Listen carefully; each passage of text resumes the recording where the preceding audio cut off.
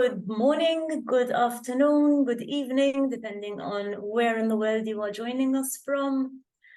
Welcome to this book launch. My name is Leonie Baldacchino. I am an associate professor at the Edward de Bono Institute for Creative Thinking and Innovation, and it is my great pleasure to be hosting this event as part of Global Entrepreneurship Week today. I will very shortly introduce our guest of honor, of course, Dr. Nico de Klerk, who is the award-winning author of the book that we are launching today. But before doing so, perhaps in the interest of those of you who are not so familiar with our work, I'd just like to say a few words about the Institute and our work here, and also a little bit about how I met Nico and how this sort of partnership came about quite a few years. And so as you can see on the slide, our institute deals with 5 main subject areas, interrelated subject areas actually. The first is creativity or creative thinking broadly. The second is innovation and innovation management. The third is entrepreneurship, which we view from quite a broad lens. In the sense that we do startup related and business venturing related research and courses, but we also view entrepreneurship from a mindset perspective. This is something that I will be discussing with Nico later on. Our 4th subject area is foresight or future studies, and the 5th is critical thinking, which we actually added as a formal subject area quite recently. The Institute was set up over 30 years ago in 1992 in collaboration with Professor Edward de Bono of lateral thinking fame. Unfortunately, Professor de Bono is no longer with us, but we are very proud to be still carrying on his legacy. And on the basis of these 5 subject areas, we offer a number of courses here at the Institute, including a part-time evening diploma in creativity, innovation, and entrepreneurship. We also offer a master in creativity and innovation, which is offered on both a full-time and a part-time basis. We offer a PhD program in the subject areas that I mentioned earlier, and we also offer a number of optional or elective study units to all the students at the University of Malta. And we also offer short courses to international audiences of different ages, sometimes school kids, sometimes members of organizations, sometimes educators, and so on. We also organize a number of events, including Global Entrepreneurship Week, which we are hosting in November. We have been the national hosts for this initiative since 2008. And as part of our work with the Global Entrepreneurship Network, of which the Global Entrepreneurship Week is one of the initiatives, I attend on an annual basis the Global Entrepreneurship Congress. Now you might be thinking, okay, why is she telling us all of this? Let's get to the point, let's get to the book launch. But as you can see from this little snippet, this memory from one of my social media posts in March 2017, I was in South Africa. I was in Johannesburg for the Global Entrepreneurship Congress that year. And as I was waiting in line to register for the Congress, I struck up a conversation with a delegate, with this gentleman. And I introduced myself and I asked him where he was from. And he said he's from South Africa. And I said, well, I'm from Malta. And he said, oh, Malta. I said, yeah, I know Malta quite well. He said, that's the land of Edward de Bono. And he proceeded to tell me all about Edward de Bono, including his books. And, you know, he was quite enthusiastic about Edward's work. So I let him get on with it. I let him do his pitch. He seemed to be trying to persuade me regarding the value of Edward de Bono's books. And after he had finished, I very calmly handed him my business cards, which obviously revealed that I am a member of the Edward de Bono Institute. And this little vignette still puts a smile on my face. As you can imagine, no prizes for guessing who this delegate was. It was obviously none other than Dr. Nico de Klerk. And after this incident, of course, we carried on our conversation. We found quite a few areas of mutual interest, creativity, entrepreneurial thinking. And back then, Nico was still in the planning stages of his incredible long walk. And when he was telling me about it, it's a little bit, it sounded a little bit far-fetched, but somehow I knew he was serious, and I knew that he'll find a way to do it. This social innovator, this super motivated individual telling me that he's going to be walking thousands of kilometers across South Africa, teaching entrepreneurial thinking and inspiring this mindset across townships in South Africa. So I wanted to know more. Well, long story short, I will be getting to Nico and the book in a very short while. But just to give you a little bit more background, a few years later, Nico actually came to Malta. He came to the Edward de Bono Institute. He was actually awarded an achievement award from Edward de Bono himself, of course, in recognition of this extraordinary long walk that he had carried out. And then when he was writing the book, I was extremely honored when he asked me to write the foreword, which of course I did. And I was then also very honored when Nico was telling me that he'd like to do an online book launch. And I said, hey, let's do this as part of Global Entrepreneurship Week.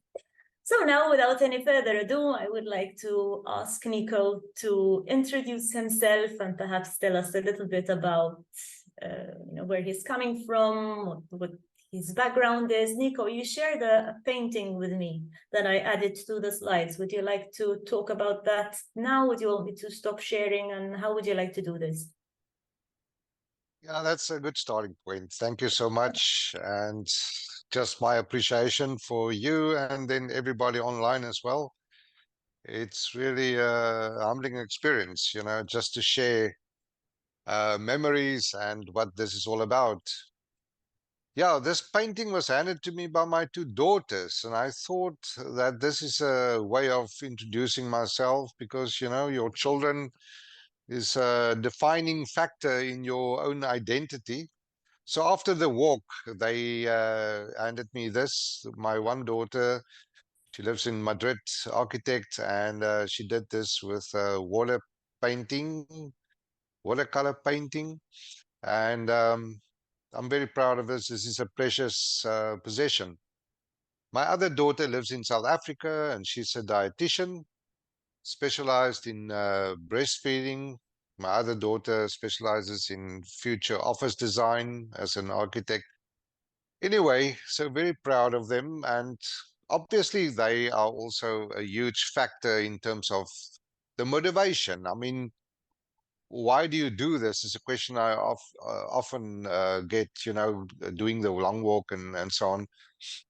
Your children and other children and the future of this country is at stake.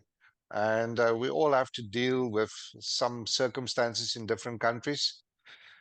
So, yeah, that's my starting point. Both of them played in the World Championships for performing arts, classic piano, so they really their own individuals in their own right. Anyway, my brother lives in Italy for 30 years now. My mother lives in Cape Town with a beautiful view on the mountain, etc. And I've got a sister in the Free State, Elmine. Anyway, that's sort of the family. But the story that you told, how we've met, is actually the story of my life, You, people and experiences and incidents.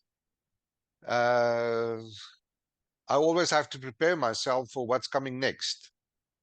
So yeah, I live with what I will call the Camino mindset after completing a PhD on the Camino de Santiago, and then obviously also doing the Camino.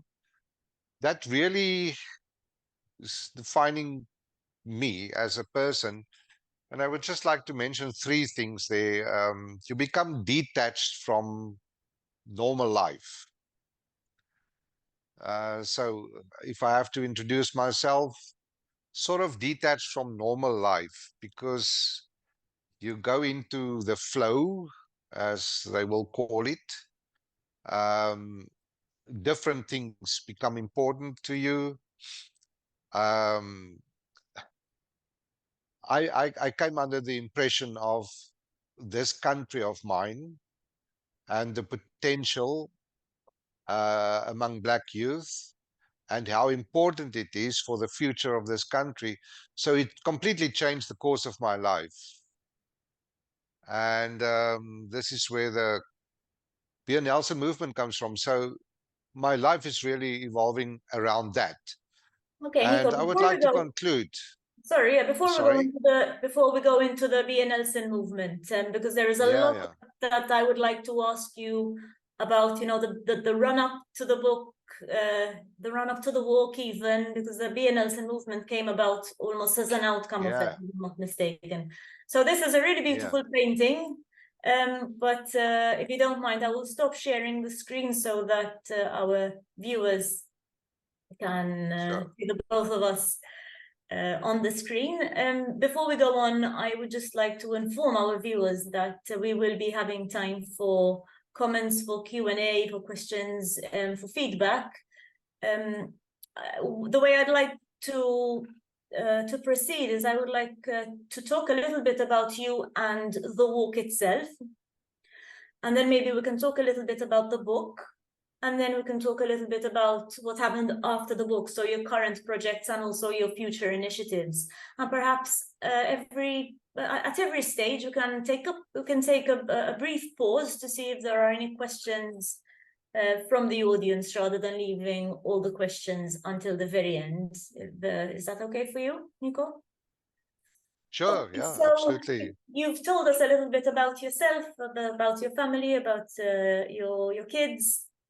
And you also told us that you had done the Camino. So is that where your initial inspiration for the walk came from? I mean, how did you get the idea to do the long walk?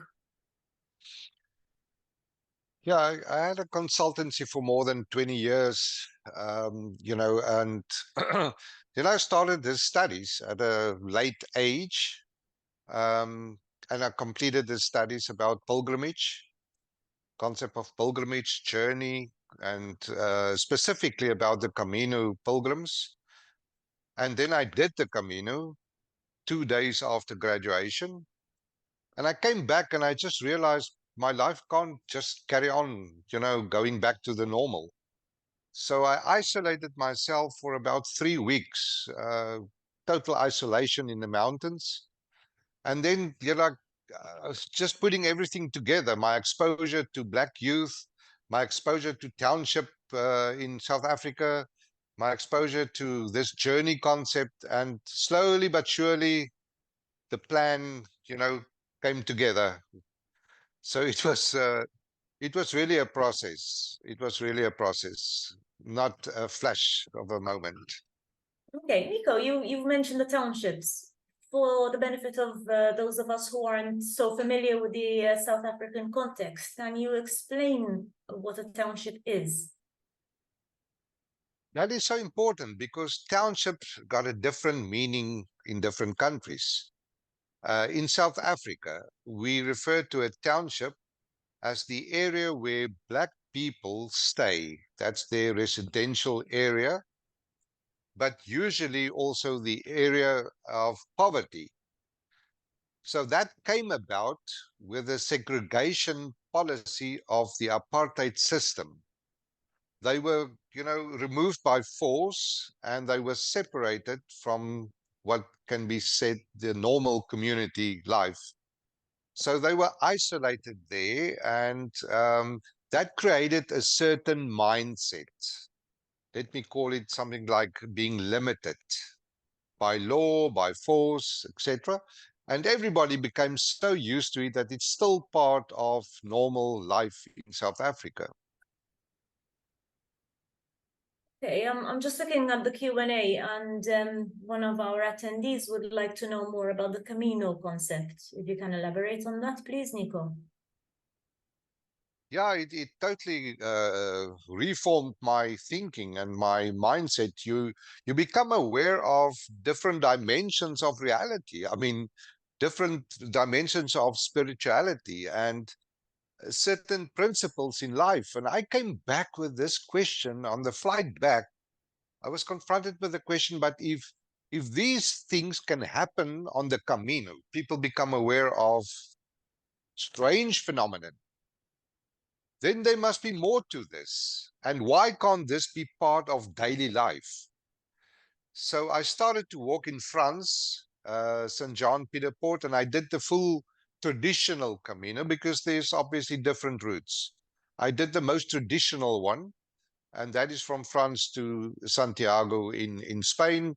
And from Santiago, you can still carry on for like 2 days to get to Finisterre, where they traditionally ended their pilgrimage. And I became aware of this pilgrimage concept is like a silent partner of the human being for ages. That also brought me in contact with the labyrinths all over the world. That's part of all cultures, traditions, religions. It is like a silent partners that was used basically, as someone described it through the Middle Ages, it was prescribed as an antidepressant, for medical health, for mental health. And then I became aware of what it's actually doing to the brain functioning, brain development, when you go into that space of being a pilgrim, applying this principle. So I can go about this, I can go on and on about this, but it's opening up. It's opening up the faculties in the brain like nothing else. Yeah. Yeah, so that I suppose links to your views about the value and the meaning of walking in terms Oh, yeah. of self-discovery, imagination, vision. What role do these concepts play in your life, and what role did they play indeed in your long walk in South Africa?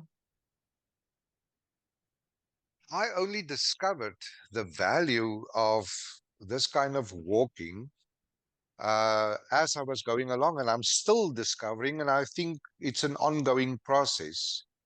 It is literally opening up. For instance, I was wondering why is it that not one school turned me away? If you know the culture and the tradition in South Africa, a white man doesn't walk up to these black schools in the townships in South Africa and then be allowed to get access to the students, the learners. And is that what you did? So For yeah, the that's exactly. benefit of our attendees who might not have read the book, can you tell us Yeah. about the walk? What happened? What did you do? I mean, you left from Cape Town, was it? No, left from Pretoria, Oh yeah, and you from ended in to Cape the Town, north right? in the north to Cape Town in the south, close to 3,000 kilometers, roughly 1,700 miles.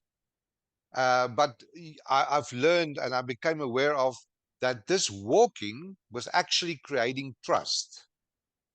And then I learned in the African tradition how important walking is. It's a symbolic gesture.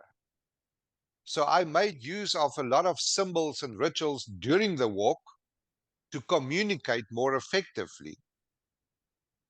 What I mean by that is you can unite people with one flag, your national flag, and people can actually cry when they sing the national anthem of your country. That's the value and the impact of one symbol, and the ritual of singing that song together, your national anthem. So you become aware of the value of communicating with symbols and rituals. So by walking to these communities, it immediately created a trust relationship, which I didn't have to say one word or do something to create trust. So I learned a lot about African cultures during the walk as well. Okay.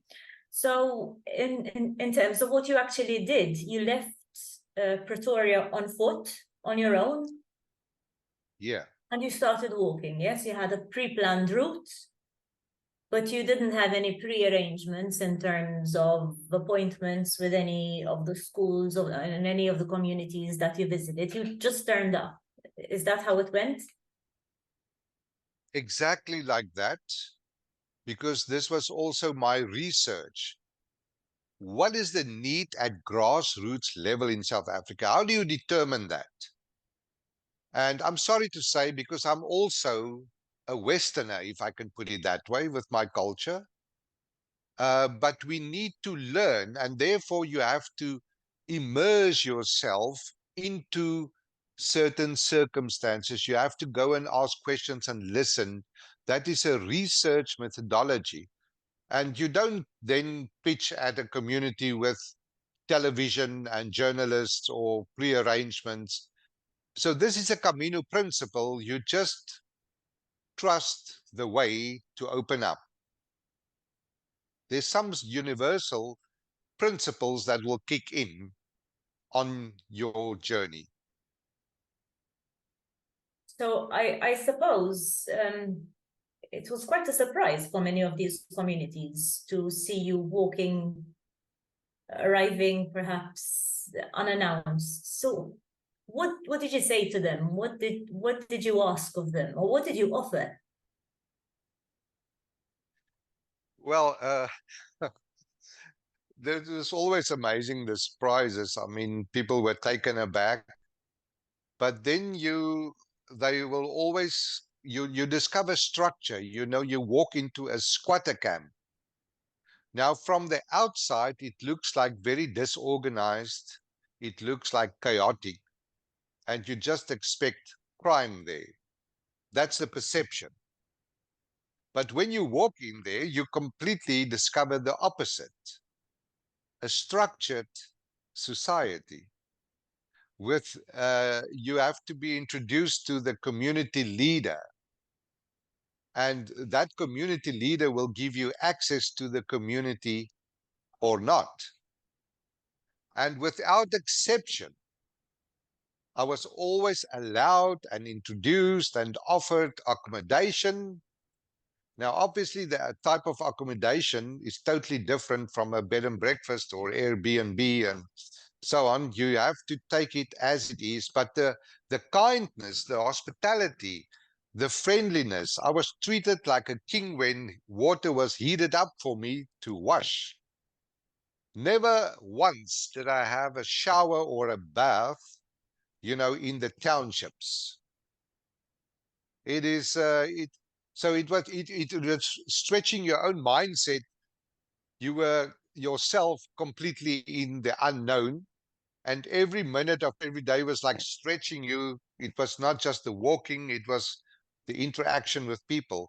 So when I then you know you people unemployed can gather in no time. They notify each other in ways, and they will get together, and the next moment you have an audience. Or at schools. And what I did then was, it was also refined during the walk. So it basically came down to three focus areas. The first one was just to share basic principles about entrepreneurship thinking. And I had a one pager that I distributed with a business plan elements. Always huge interest in that. The second focus area was brain exercises for mindset development. And I picked from neuroscience 4 exercises to share, which they practiced. And though it was always laughing, it was fun doing this very basic practical exercises to expand vision, brain integration, focus, attention. And then the third one, I also always concluded with that, was the emotional element. And I came to learn how important the Nelson Mandela legacy is, because I will ask them then to close their eyes and then I will talk to them in the voice of Nelson Mandela, you know, and I will say something like, my dear young people, I would like to encourage you to believe in yourself and let nothing stand in your way. And when I said something like this, you know, it was like screaming and whistling and tears. And I discovered among the youth the value of the legacy of one man. And if I'm understanding you correctly, you were giving them a message that was rather new in terms of the actual message, but the fact that you related it to Nelson Mandela, a figure that they could relate to, that was familiar to them, they could accept it more willingly. Am I understanding you correctly? Yeah, if I could put it, just say a bit more. Uh, there's a lot of questions about Nelson Mandela and his legacy in South Africa, you know, because some people realize, but you know, nothing actually changed in their lives.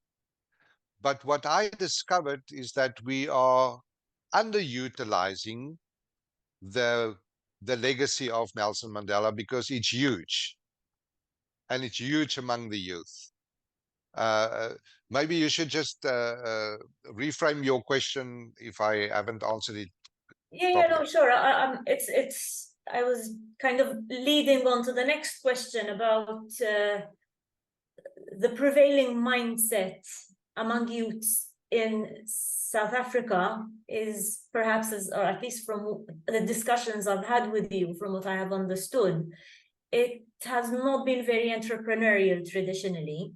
So what you have been trying to do is to get in touch with these young people in their communities and to help them understand that if they shift the way they look at things, if they look at the world, if they look at their lives and their communities in a more entrepreneurial way and less of a dependency attitude and mindset, then they could be the change makers of their communities and of their countries. But if you just said that, you know, in a language that they wouldn't understand, in a tone that they wouldn't understand, coming from somebody who perhaps they couldn't really relate to because they didn't know you, you know, you weren't a part of their community, that might have sounded a little bit too alien. But the fact that you could link that to the Nelson Mandela legacy, then perhaps it was a way in which they could be more accepting of it. Yeah, I think it's going both ways. I also learned a lot. We were learning from each other. We were sharing. So I ask a lot of questions. They ask a lot of questions. It was discovering new territory from both sides. If I went into the townships just with you know, you need to see this, realize that, learn this, then it would have been the typical Western approach and where we can learn a lot from becoming more sensitive by always accepting. So that's something built into our history, is our approach, which can be, and that's why they will scream sometimes, uh, because they are not treated with respect. And I think there's a growing realization that the world can learn a lot from the culture of Africa.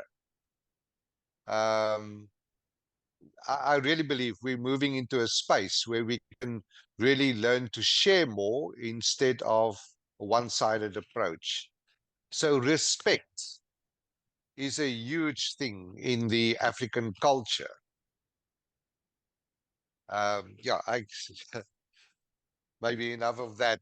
But what we also have to understand in South Africa is the legacy of apartheid. And we have to face that. You know, this is not about blaming or denial. This is about facing the fact that there was a system here that created a certain way of existence. And that background and tradition created a mindset of dependency or survival. And you really, really have to understand how the mindset of survival and dependency functions to understand behavior, which is not necessarily right, definitely not, but it's the outcome of a system that was enforced. And me as a white person, should take responsibility for that, because my culture, were responsible for that. And this was a way of expressing, a way of taking responsibility for what happened in the past. Agreed. Nico, I think this is a good time to pause for a few moments and maybe have a look at the Q&A questions, comments that have been posted so far. We have a comment about your crucial point about the teachable spirit and the respect and approach, which I completely agree with. So thank you for that comment. We have a question from Rudy, who is asking, most informal trading is done by women. Is this also your experience, Nico? Absolutely. And the most amazing story is, how I've met some of the women.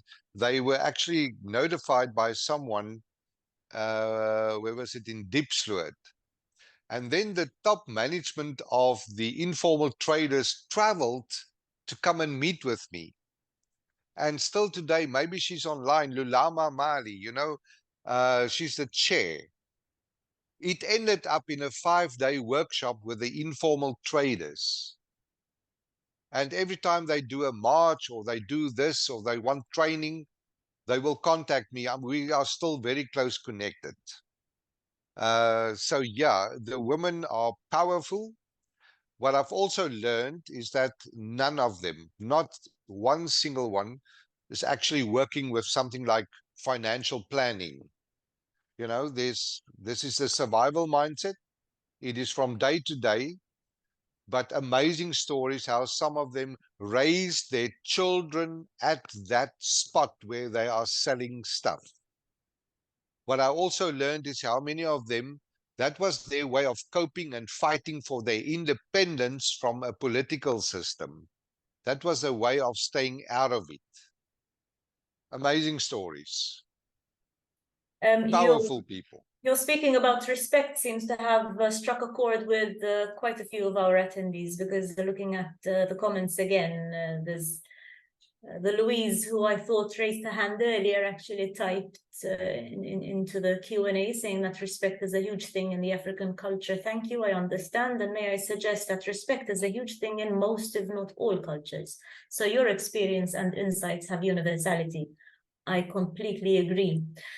Two interesting questions about the tool set, about what you actually did. One is from one of my colleagues, Dr. Lisa Potch, who asked you to describe the travel essentials in your backpack, but not referring to clothes and the like, but really the tool set that you carried with you in your teaching sessions.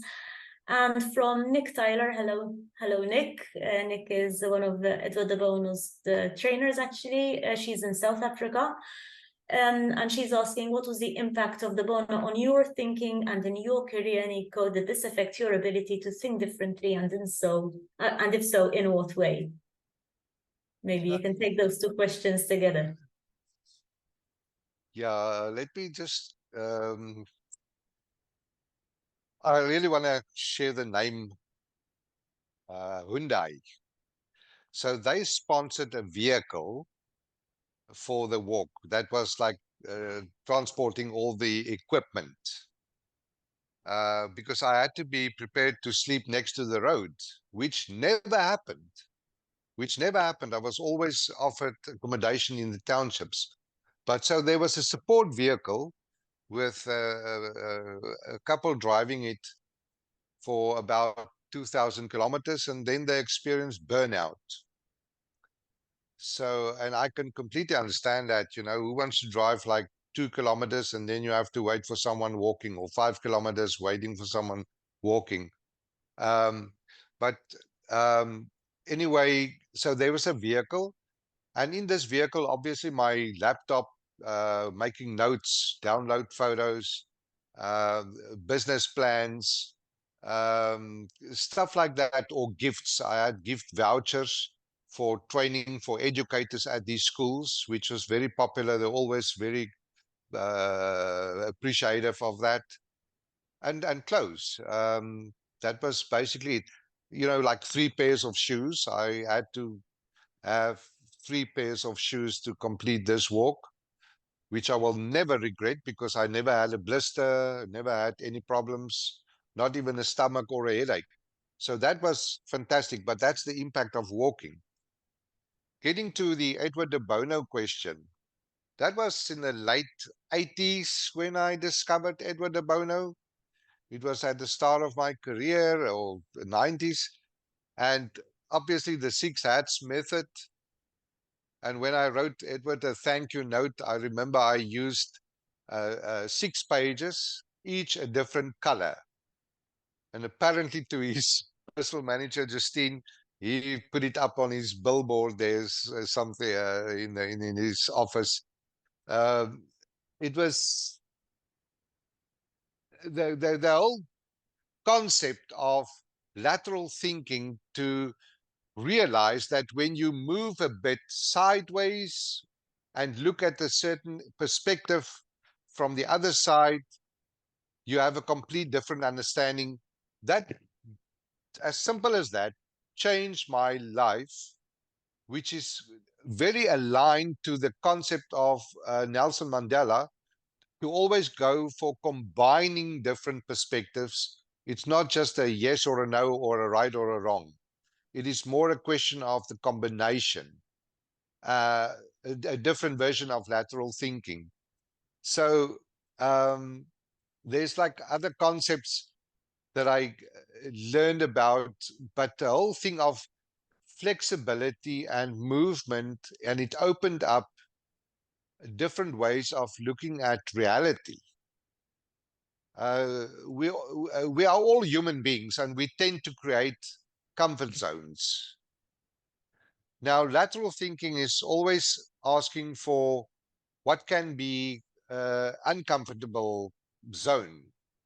So if you have to put on if you know about the six hats strategy, and you have to be the person always asking questions, where you are used to just being a follower, not, you don't want to stir, you don't want conflict, so you will always agree. Now suddenly you have to play the role of being the critical person.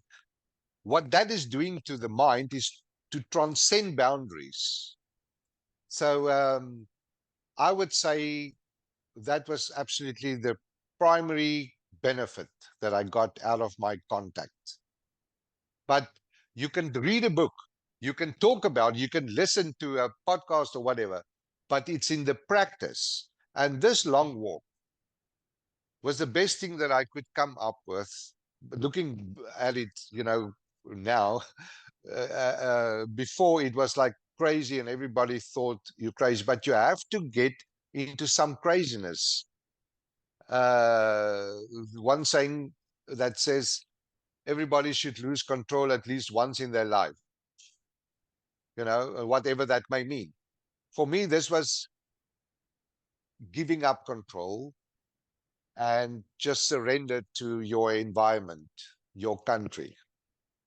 Thank you for sharing that, Nico. There's another interesting question that I would like to ask. It's from an anonymous attendee. This person is asking you, is there one experience you can tell us about that was your favorite during the walk? And I would actually also like to ask you to tell us about maybe the greatest challenge that you had during the walk. So, highlight and low light. Yeah. It's difficult to explain, but I mean, in South Africa, black people they do the walking everywhere. It's not a strange sight to see them walking wherever they want to be. White people will drive a car. So sometimes people stopped at me and asked, "Can we help? What's wrong? What's going on?" And I said, "No, nothing is wrong. I'm just walking." And then they were asking questions, and they were just like flabbergasted by the whole thing. But for black people as well, and they were always very kind, very friendly, and supportive. So there's the stories in the book. When I crossed this bridge at Aliwal North, I noticed a mouse swimming across the river, the Orange River. And I was just amazed by this, and it was a mouse. Now, why this is important, if you've read Hitchhiker's Guide to the Galaxy, where mouse actually came to Earth to study human beings from a planet in space. And it's a brilliant book. Then you have like a connection with this mouse, and I started to cheer for this mouse here from this bridge, go for it, go for it. And later I realized it's a female mouse, So I was like cheering, and then there was this guy walking across the bridge, and he approached me and he said, "What are you doing?" And I said, "No, I'm just supporting that mouse there crossing the Orange River." And he looked at me, and I realized that this guy can actually make a one phone call and I can end up in a mental institution, So I had to get out of that situation. But that became a whole story in the book. Interacting with a deceased person in New Bethesda. In South Africa, we call her the owl woman, because she created a lot of owls there, different works of art. And she was like declared crazy and rejected by her community. And I had a wonderful conversation and meeting with her, but it was all in my imagination. But a valuable meeting, But There was a yeah, lot of fun incidents. if I may add, Nico, anybody who read your book or who will read your book will really appreciate your rather unique blend of humor, of reflection, of philosophical approaches, of practical approaches. So maybe somebody who doesn't know you and hasn't read the book, hearing you talk about cheering a mouse on might sound a little bit not just a little bit odd. But once one reads the book, it becomes contextualized in something so much bigger. We have loads of questions actually, but perhaps we can take a break from the audience's questions and go back to a couple of other questions I prepared. Now, I'd like to ask you about the book itself. So far we've spoken a little bit about you, we've spoken a lot about the walk, very fascinating, of course. But after that, you decided to write a book. And so how did that come about? I know you mentioned that you were conducting research during the walk. How did the book come to be? Yeah. 2019, after the walk, I ended up in Malta, in Tunisia, in Canada, and in the United States, speaking about this experience at conferences and etc. And then a funny thing happened, out of the blue. I became appointed as adjunct professor at Princeton Theological Seminary. I went there. That was beginning of 2020, and we all know what happened in 2020. So I was lecturing, and I was privileged to be there, and it was really wonderful. And then I became a stranded South African in the United States, during the COVID period. So obviously their semester ends middle of the year, June. So I had a couple of months then as a guest there with, I really want to mention her name, Nancy Shangala. And she and the whole family and friends and the neighbors and everybody took care of me there, like the townships in South Africa. I discovered hospitality the American way. But that gave me the space and the time, with the COVID restrictions. I could only return December of 2020. And that's how I got to the book. And how I got introduced to people, and that's how I ended up with to make a presentation for funders. So this book wouldn't have been there without the Educated Zebra Foundation. And they have invested and still do in South Africa in social development, especially preschools. And I've met the members there. They've become involved in different ways, which I'm so grateful for. And this is how the book came into being. And now I just have to mention, when you go onto a platform and you have to find an editor among 3,500 editors, you put in filters, and then you ended up with the exact right person, Jocelyn Carbonara, and who got her husband, a senior, high-profile editor involved, Scott Carbonara. He became involved, and then Jenny Liz became involved, and I ended up with a team of 12 advising me, editing, structuring, designing the front page. It was all done in the most professional way imaginable, which I'm very grateful for. So this is how the book actually then became a reality. Now it's a question, a challenge, how to get it translated for, South Africans and so forth. The journey. Was the title and the book cover design, were those your ideas or your publishers? I mean, why No Fit, and why do you have a wolf on the front cover of the book? Let me start with the title. It was given to me, like many other things. And that's a Camino principle, just follow the road with patience and then things will come to you. So what happened in 2014, I was at Princeton University as well, and I visited my family.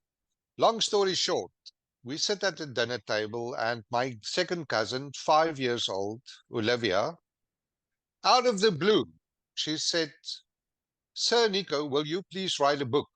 And I said, what a book? What about? You will know, she said. And I said, but then you will have to give me the title. And she said, No Fit. Now, Leonie, in time, over years, I actually became aware of how that is actually capturing my whole identity. And I have many stories to tell. I don't fit into any system. And you can experience that as very negative until you discover the positive side, that you can then actually fit anywhere. And that became a life philosophy. So that connects with the wolves. For some reason, I was always very attracted to wolves, and I spent many hours. If you go onto my WhatsApp profile, I sat among wolves, and I spent a lot of time reading, experiencing, communicating with them. You don't sit with wolves and look into their eyes. That will be the biggest mistake. But you learn how they communicate as a team, how they work together as a team with gestures, and how they hunt as a pack, where everyone's got to play a certain role. And yet they are the symbol of misperception, of misunderstanding, because it's always in stories since childhood. It's the big bad wolf, and it's like always a wolf is a bad news. Instead, if you look at there's a video on YouTube, how wolves change rivers, the impact on the ecosystem, their contribution in many, many ways, especially wisdom. So they became for me the symbol of misunderstandings, like misunderstandings between cultures, how people can misunderstand each other with prejudices and judgments, etc. Why not create the space that wolves can create for each other? just one comment there, if you don't mind, about the back cover of the book. Our paths crossed because of entrepreneurship development. The path with the grandson of Nelson Mandela. So I've got a lot of respect for the work that Ndaba Mandela is doing, as well as Ella Gandhi, the granddaughter of Mahatma Gandhi. She was in South Africa, a member of parliament with Nelson Mandela. And I found in her really, really a partner in terms of this dependency mindset, what's creating dependency and whatnot. And it was touch and go, or I would have had Bernice King, the daughter of Martin Luther King II, also to contribute, but she was prevented by the regulations of her trust. I thought if there's like a Mandela and a Gandhi and a Martin Luther King's relative on the back cover, it would have been wonderful. Anyway, I'm very grateful for their contribution and support. You want me to go ahead to what's going on currently? Yes, would you like me to share the slide with your many current and future projects? Yeah, please. Yeah, that will be great. That will be great. Just to give you an idea of what happened after the book. So this whole B.N. Nelson movement came into being because that is the indication of all research, because the youth gave me a message for South Africa, and that message was,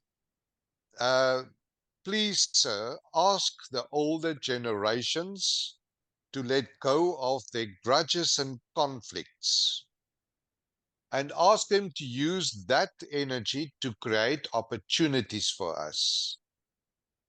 From the headmasters, it was unanimous. It was like, this entrepreneurship mindset is exactly what we need. So if you look at this list of what happened since and what's happening currently, it is all aligned to the outcome of that research.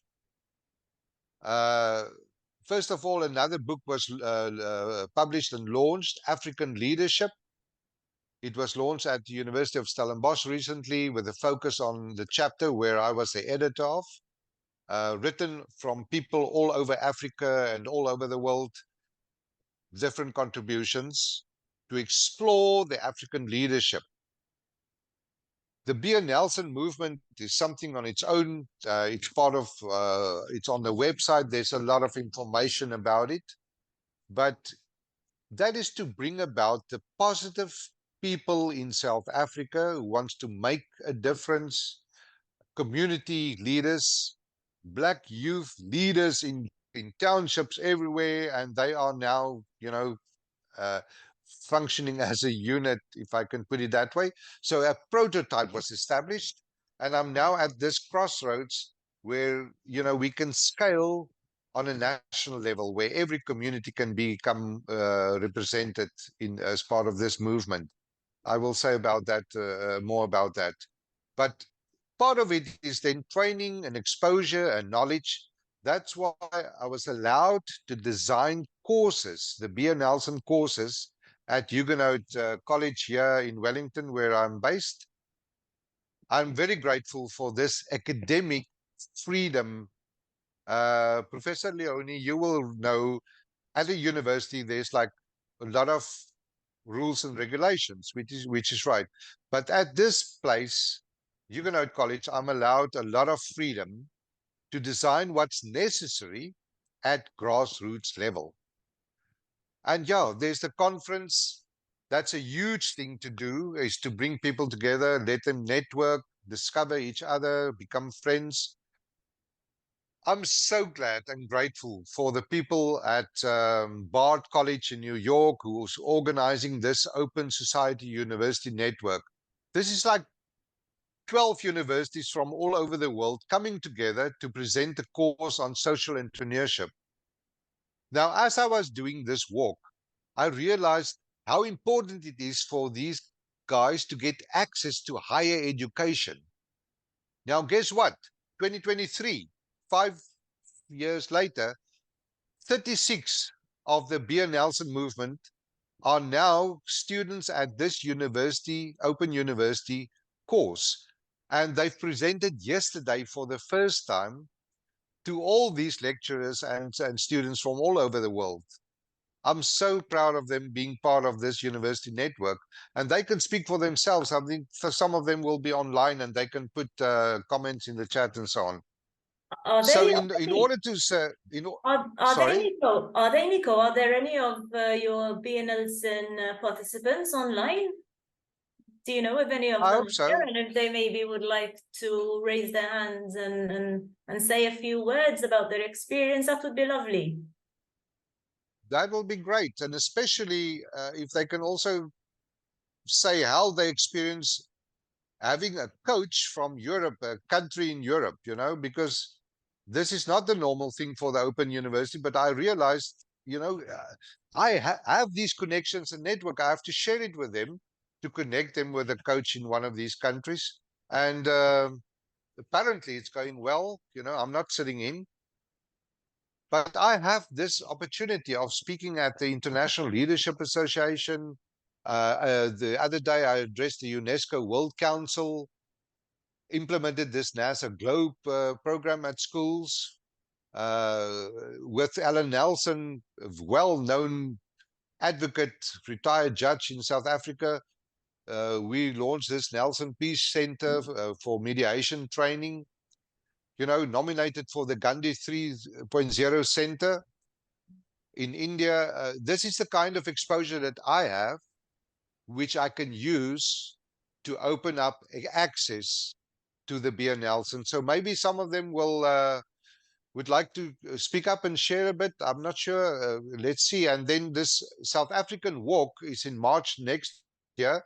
If one of that team members in Europe can paste a link in the chat, that will be great, where anyone can apply to come to South Africa as a social innovator. Just come and be yourself, and you will be joined by the Beer Nelson movement on this walk in nature. I'll be glad if Ruta or Teresa or Dorothy can post something there.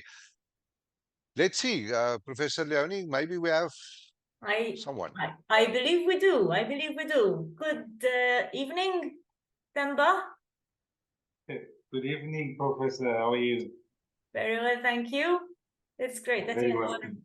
accepted our invitation to join the conversation.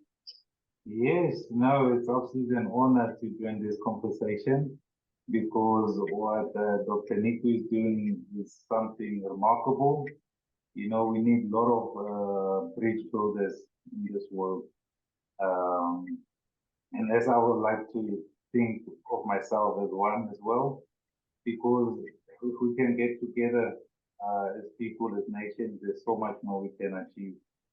And Nico is really an exemplary when it comes to that.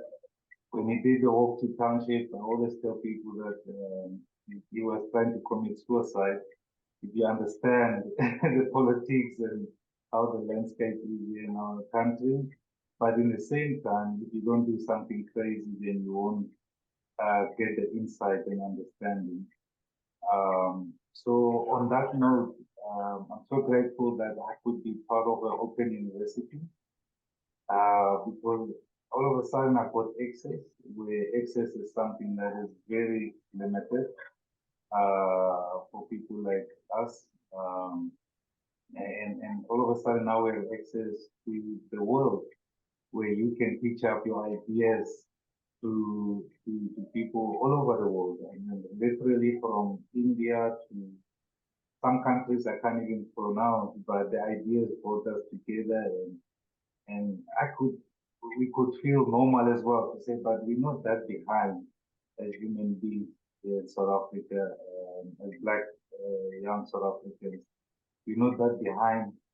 It's just that we need to shift our mindset and start believing more in ourselves as we start interacting with the students from overseas.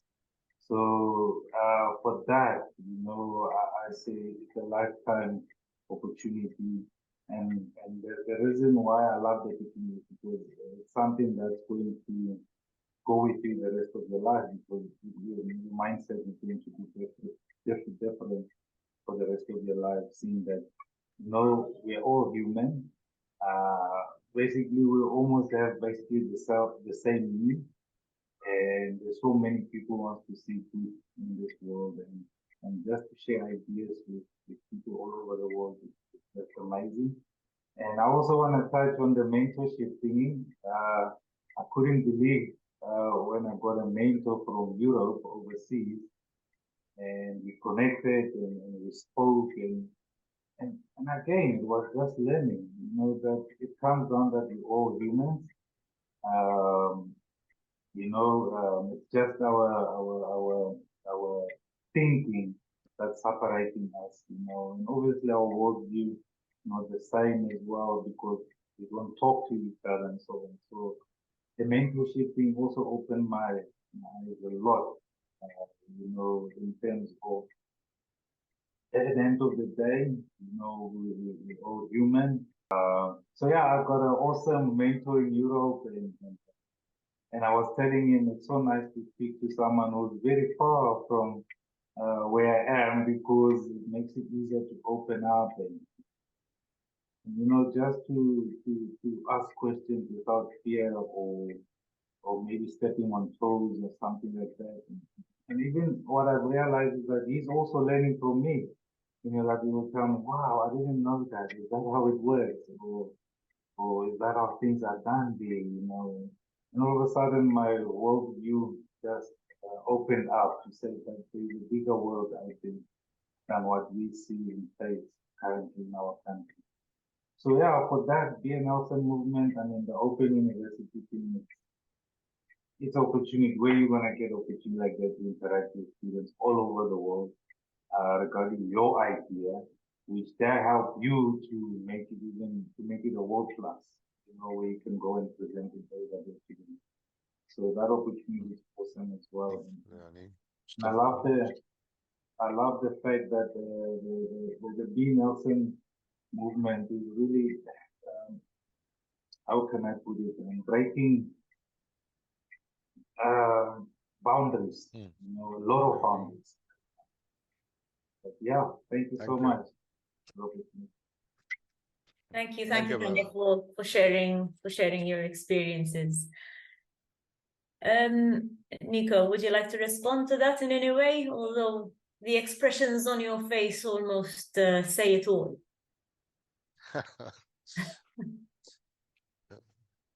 Let's see if there's someone else. I think Jabulani is also online. Okay. I hope so, because these days he's like on TV every day and so on. Okay. Let's just hear if he is. We also have I'm not sure. We have a Ray Mwanza from hang on, because I answered the question, from Zambia, and he said that your work, Nico, goes beyond the bounds of South Africa. He is from Zambia, and he is also part of the BN Nelson movement, and he is grateful for the opportunities extended to him. So Jabulani has actually raised his hand. So Themba, can I ask you to hand over the floor? There he is. Well, good evening. I don't know if you can, am I audible? Can you hear me now? We can hear you and we can see you. Okay, fantastic. Well, I don't really know what to say. I'm just listening to what you're talking about so far, and it's amazing. It's amazing what you've done. I'm so proud to be a friend and to be somebody that you have deposited so much of your life into. And so this whole idea and the concept of BN Nelson, honestly, like I've always said to you many times, I see myself as the first prototype or the protege for the project, because I met you 25 years ago when I was still 19. And the word that Themba used, being connected with you, gave me access to what I have today. Having had the opportunity to travel to more than 15 different countries, to travel to 3 different continents, to now have had the opportunity to work with over 50 different companies, including institutions of higher learnings and multinationals. And of course, I'm running my own institute now as the Mindset Development Mindset Development Institute, which works with different companies developing different types of mindset models in the area of leadership, effective communication, emotional intelligence, and of course, entrepreneurship. And of course, there's so much more that is currently going on. I don't have time to go into all of it, but a big part of it now being involved a lot with many media platforms who now come to me for thought leadership, for contributions, for support. And what you've introduced me to gave me access again to the professional speaking business in 2019, again, when I was going through quite a difficult time, absolutely not having any idea what I needed to do. And today being the vice president of the Professional Speakers Association of Southern Africa, and running within the association itself, currently the youth program, which introduces young people to professional speaking, of which, of course, you were a speaker when we launched in June. There's so much more that I can say to say that the Be a Nelson movement is more than just an idea or concept, but it is a reality that offers practical platform for not only young people, but for many people within the continent of Africa to see themselves differently, to see themselves as able, as capable, as competent, as proficient, as able of achieving the level of success that they look at on the media, on the television. And I'm a perfect testament to that. And so all the best to everything that you're currently doing. Yes, we are working together on many different projects, but I'm super proud. And I want to say to everybody that is currently part of the BA Nelson, that are especially a part of the university, to really take advantage and to not wait for information for people to come to you, but to seek out and to take advantage of the access you've got to the wealth of experience globally, in terms of knowledge, experience, and even infrastructure. So take advantage of it and make sure that you make out of it what you need to make out of it and take ownership. Thank you. No, thank you, Jabulani, for sharing that, because I think this is a perfect example of the ripple effect that Nico's initiative has had and is continuing to have within the community. Because, these young people are becoming the movers and the shakers within their community, and in turn, they are inspiring other young people to become more entrepreneurial. And I use this, as I said, in a broad sense, in terms of a meaning. It's not, for sure, some of them will become business owners. They will start up their own business. But even if they don't, even if they end up working in an organization and inspiring others, not to sit around waiting for help to be offered to them, or for handouts, or for pity, or for whatever else that, the dependency mindset is all about. But it's get up and change the community, change the world. And Nico, I think there was another concept I wanted to ask you about, the one person, one thing.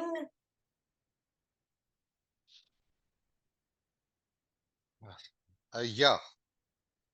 You become aware of it when you walk from one community to the other, that there's one person in each community that you will quickly get to know. And I'm still Hear you again. Yeah, it's just that principle. When you walk from the one community to the other, and every time you discover that one person that's making this impact on that community, which is the same principle of a Nelson Mandela, which scaled to be that one person to prevent us from having a civil war, to an example of peace and reconciliation. Yeah, and it's also I think also linked to the concept of paying it forward, right?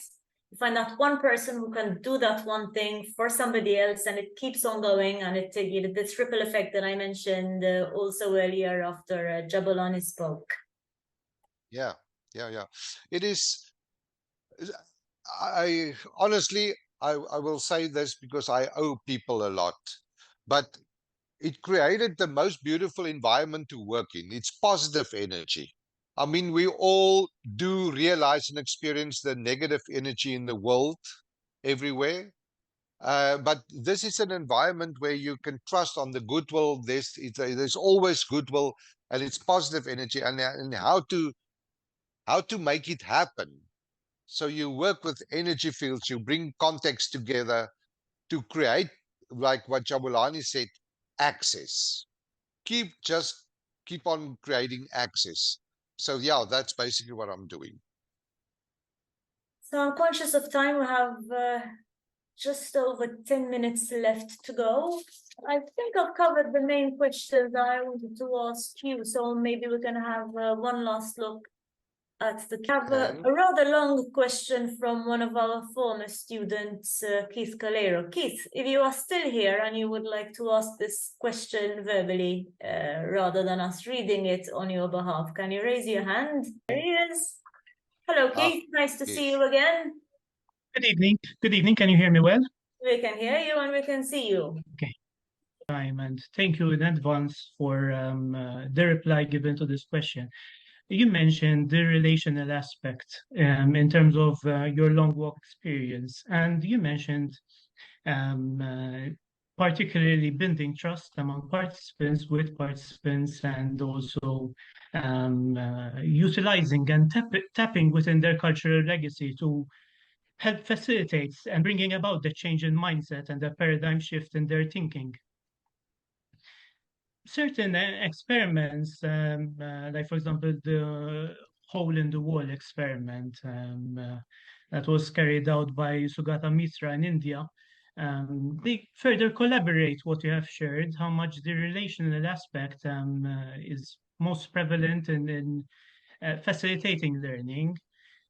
How can Western educators adopt these principles in order to facilitate the process of cultivating a shift in mindsets? If we ask Western students in terms of their learning experience within higher institutions, their most prevalent sentiment will be, I have just 1 year to finish my diploma, my master's, my degree. I can't wait for it to be over. So there's that emotional aspect of learning as a burden rather than learning as a pleasure to discover themselves and to develop new mindsets. So how can Western educators implement these principles more within our classroom environment?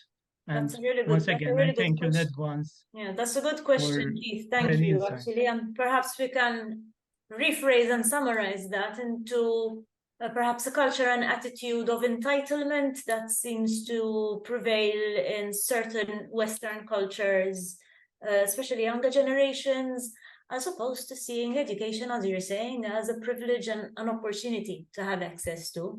And, you know, this is, I think, something that Nico can also see the stark difference. Nico, would you like to comment on this? Yes, I would love to. I would love to. Thank you. That is yeah, as they usually say, a great question, but I really mean it. Youthquake.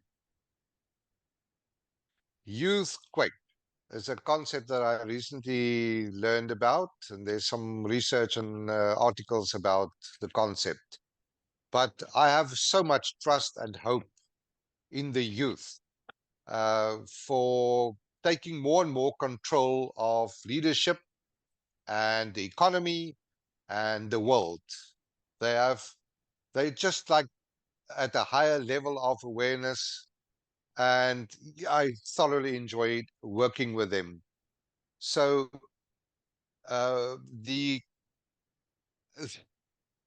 it is a new social consciousness that we are experiencing. And I want to connect that with a concept that I've learned about during my studies with narrative therapy, but it's also a methodology of UNESCO. It's called the story circles. And Professor Darla Deirdre wrote a lot about this. Sharing stories creates a space of equality where people can really share and there's respect. And that is, storytelling is so much part of the African culture. So that is what we can learn from different cultures, is to sit together, share stories, listen to each other. You have to take a decision to open yourself up, to respectfully take in. Last year, the Nepalese people in Nepal taught me from their perspective, respect, with a simple gesture of always bowing when they greet you, out of respect, a gesture. And I thought, why can't we have gestures like that, that courage, trust, and a mutual space? So I think I can say a lot more, but I trust, rather open it up a bit more. Okay, Nico, thank you. Again, very conscious of time. There's only 4 minutes left on the clock. Me too, yeah. Perhaps we can close this webinar by telling our audience, and this is actually also a comment in the chat. I'm sure everybody is very impressed by what you have achieved so far, but can you perhaps now take us along in the very final few minutes, what you would need from us and other people to bring this amazing movement further and find and empower more Nelsons? Yes, How thank you. How can we all help? I can honestly say that I need support. That's for sure. And that's everything, whether it is marketing, whether it is, I had to develop skills that I actually don't have, like financial applications for financial support. It's a given. My financial manager, who's probably also online, can testify that I had to give up my insurance and all securities to bring it this far. But I can't carry on like working as an individual. There's like many people in South Africa that can replicate, duplicate, and get into the movement in some way. So it's not only financial support, it is definitely all sorts of other resources.